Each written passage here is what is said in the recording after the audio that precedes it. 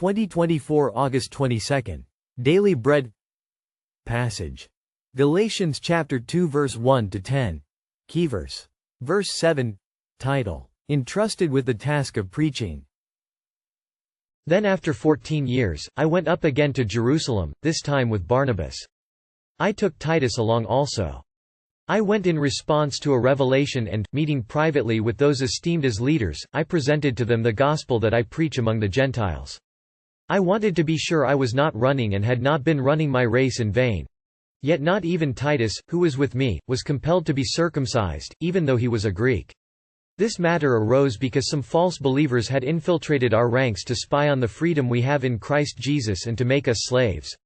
We did not give in to them for a moment, so that the truth of the gospel might be preserved for you. As for those who were held in high esteem, whatever they were makes no difference to me. God does not show favoritism. They added nothing to my message. On the contrary, they recognized that I had been entrusted with the task of preaching the gospel to the uncircumcised, just as Peter had been to the circumcised.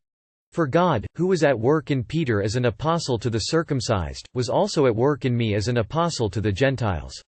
James, Cephas and John, those esteemed as pillars, gave me and Barnabas the right hand of fellowship when they recognized the grace given to me. They agreed that we should go to the Gentiles, and they to the circumcised.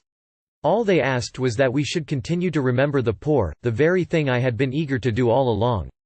Several years after his first visit, Paul returned to Jerusalem, this time, with Barnabas and Titus. He went in response to a revelation he received to speak with the leaders of the church to set before them the gospel he preached. During their journey, Paul and his companions met false believers who tried to influence Titus, a Gentile believer, to be circumcised. But neither he nor Paul gave in to them so that the truth of the gospel might remain. Paul wholeheartedly believed in the power of the gospel and the finished work of the cross to bring salvation to all men. Paul did not idolize the church leaders in Jerusalem. As pastors, shepherds, and leaders, we must not worry about our appearance, titles, or success. What Paul cared about was that the pure gospel was preached for salvation. James, Peter, and John added nothing to his message, and they accepted Paul and Barnabas as they recognized the grace given them to preach the gospel to the Gentiles. While God was at work in Peter's ministry to the Jews, God was at work in Paul's ministry to the Gentiles. What is your call before God?